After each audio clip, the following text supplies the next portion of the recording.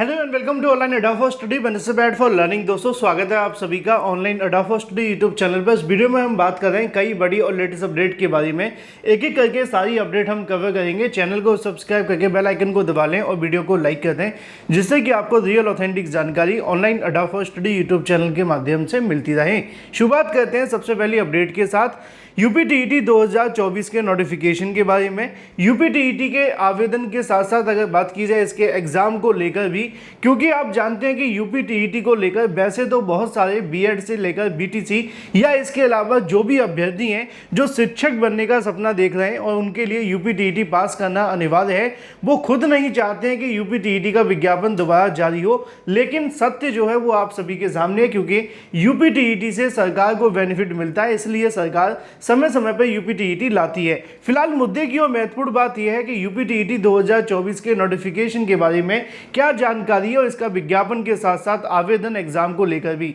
इसी के साथ बात करेंगे नई प्राथमिक शिक्षक भर्ती के विज्ञापन को लेकर भी और जूनियर एडेड शिक्षक भर्ती, जिसके लिए विज्ञापन सरकार ने 2021 में निकाला था, 24 आ चुकी है और अब जाके इसके काउंसलिंग और नियुक्ति को लेकर बात की जाएगी। मैं आपको बता दूं कि शिक्षा सेवा चयन आयोग के माध्यम से हाल ही में जो बैठकें देखने के लिए मिली थी, उसमें ऑलमोस्ट सभी भर्तियों को लेकर जो डिसीजन है वो देखने के लिए मिला था। अब यह नए शिक्षा सेवा चयन आयोग के माध्यम से ही उत्तर प्रदेश पात्रता परीक्षा यानी कि शिक्षक पात्रता परीक्षा यूपीटीईटी का आयोजन करना है और यूपीटीईटी को लेकर भी जानकारी मिल रही है। अगर माने अधिकारियों की तो उनका कहना यह है कि यूपीटीईटी 2024 का जो विज्ञापन का इंतजार करने वाले अभ्यर्थी हैं उनके लिए खास खबर यह है कि शिक्षा सेवा चयन आयोग के माध्यम से जैसे ही यहाँ पे उत्तर प्रदेश के अंदर चुनावी आचार संहिता खत्म होती है, उसके बाद में उनके माध्यम से यूपीटीईटी को लेकर जो प्रोसेस है वो शुरू कर दिया जाएगा।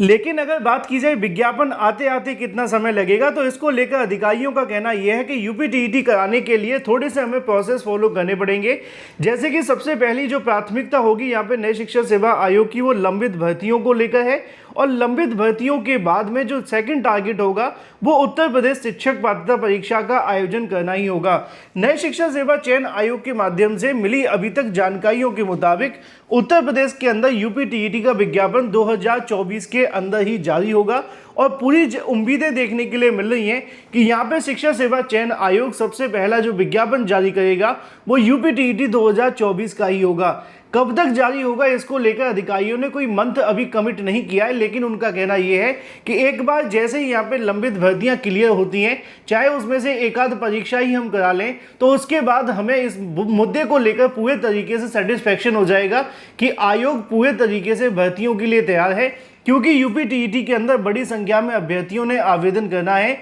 इसलिए वो यूपीटीईटी को लेकर पहले कुछ छोटी परीक्षाएं कराना चाहते हैं। अब इसमें आप जानते हैं कि जब यूपीटीईटी में आवेदन आएंगे तो बड़ी संख्या में आवेदन होंगे, कई बार 20-20 लाख तक आवेदन चले जाते हैं। अब काफ़ी लंबे समय से यूपीटीईटी हुआ भी नहीं है और बीएड करने वाले अभ्यर्थी प्राइमरी से बाहर हुए हैं, इसका भी इम्पैक्ट इसके अंदर पड़ेगा। लेकिन बड़ी अपडेट ये होगी कि यूपीटीईटी को लेकर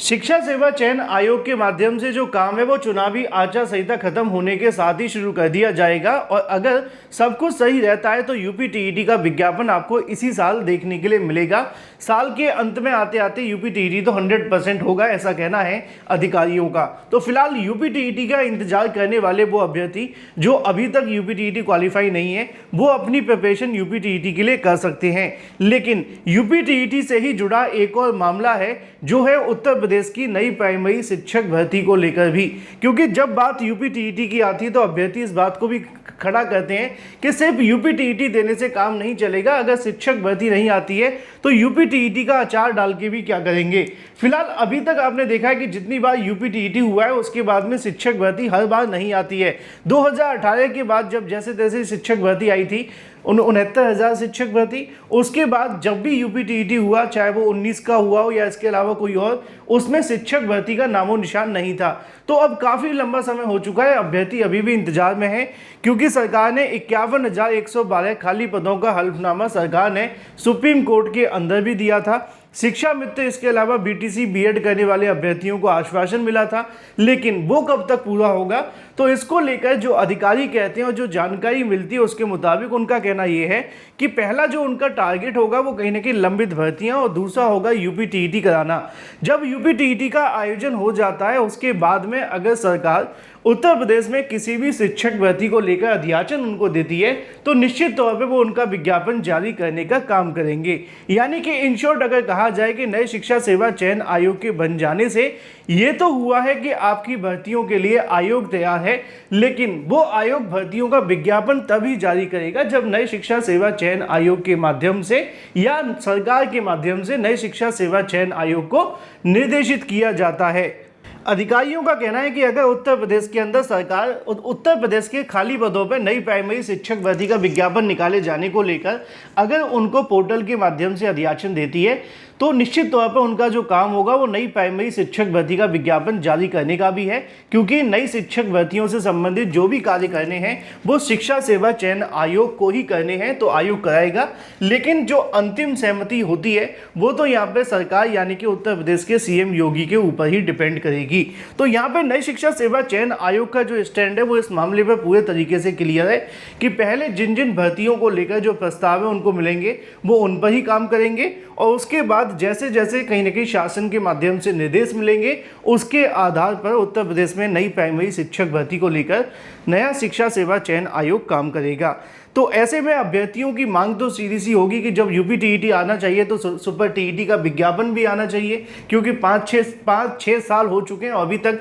शिक्षक भर्ती के नाम पे सिर्फ अभ्यर्थियों को जुमला ही मिला है। फिलहाल चुनाव भी बहुत नज़दीक है और चुनाव जैसे ही खत्म होते हैं नतीजे भी आ जाएंगे और चुनावी आचार संहिता भी खत्म होगी, फिर देखना दिलचस्प होगा कि आयोग और सरकार करती क्या है। ये तो बात हो जाती है उत्तर प्रदेश के अंदर यूपी टीईटी और सुपर टीईटी के बारे में। एक और मामला संबंधित है जूनियर एडेड शिक्षक भर्ती को लेकर, जिसके लिए 2021 में विज्ञापन निकाला। 2 बार इसका जो रिजल्ट है वो आप सभी ने देखा अपडेट हुआ, बार बार मामले कोर्ट में गए, लेकिन अगर कुछ नहीं हुआ तो वो ये कि जो खाली पद हैं या फिर जितने भी पद थे उनको भरने से संबंधित प्रोसेस आज तक शुरू नहीं हो पाया। अब इस मामले को लेकर यहाँ पे सबसे बड़ा सवाल यही है कि जूनियर एडेड शिक्षक भर्ती की काउंसलिंग कब तक होगी। मैंने इसको लेकर जानकारी शिक्षा निदेशालय के अधिकारियों से मांगी तो उनका कहना ये है कि एक बार जब चुनावी आचार संहिता खत्म होगी तो उसके बाद में जो सरकार का स्टैंड होगा वो देखना महत्वपूर्ण है। अगर शासन के माध्यम से इस मामले पर हरी झंडी दे दी जाती है एडेड जूनियर को लेकर तो वो यहाँ पे इसकी जो भर्ती का प्रोसेस है वो शुरू कर देंगे। इसमें प्रोसेस में ज़्यादा समय नहीं लगेगा, अगर सरकार चाहे तो इस प्रोसेस को 1 से 1.5 महीने के अंदर काउंसलिंग से लेकर नियुक्ति पत्र तक का काम कर सकती है, क्योंकि यहाँ पे पदों की संख्या सिर्फ 1800 है और 45,000 अभ्यर्थी क्वालिफाई तो हुए हैं, लेकिन नौकरी तो 2000 को ही देनी है। तो 2000 अभ्यर्थियों को नौकरी देने के लिए उनको ज़्यादा समय नहीं लगेगा, लेकिन ये जो प्रोसेस रुका हुआ है वो प्रबंधकों की वजह से है और कई कोर्ट केसेस की वजह से है। हालांकि कोर्ट ने अपना आदेश तो दिया है, लेकिन ये मामला सिर्फ और सिर्फ शासन स्तर से लंबित है। अधिकारियों का कहना है कि अगर वो इस मामले पे अपनी थोड़ी सी भी निगाह बनाए तो इन अभ्यर्थियों के लिए खुशखबरी हो सकती है। फिलहाल देखना होगा चुनावी आचार संहिता के बाद क्या होता है। 1 हफ्ते का समय और है। Thank you for watching this video.